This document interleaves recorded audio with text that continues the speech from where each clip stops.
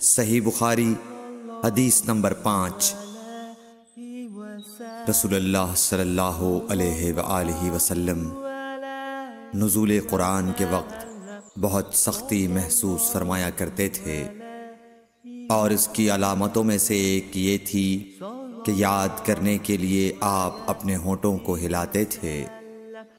ابن عباس رضی اللہ تعالیٰ عنہ نے کہا، میں اپنے ہونٹوں کو ہلاتا ہوں جس طرح آپ ہلاتے تھے۔ سعید کہتے ہیں، میں بھی اپنے ہونٹ ہلاتا ہوں جس طرح ابن عباس رضی اللہ تعالیٰ عنہ کو میں نے ہلاتے دیکھا۔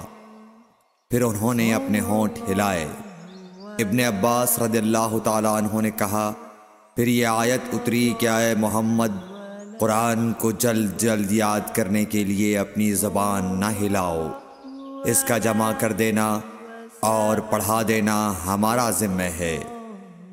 حضرت ابن عباس رضی اللہ تعالیٰ عنہ کہتے ہیں، یعنی قرآن آپ صلی اللہ علیہ وآلہ وسلم کے دل میں جمع دینا اور پڑھا دینا ہمارے ذمہ ہے۔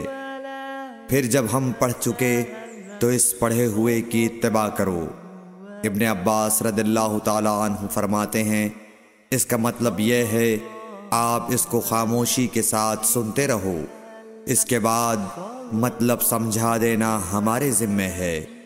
پھر یقیناً یہ ہماری ذمہ داری ہے کہ آپ اس کو پڑھو، یعنی اس کو محفوظ کر سکو۔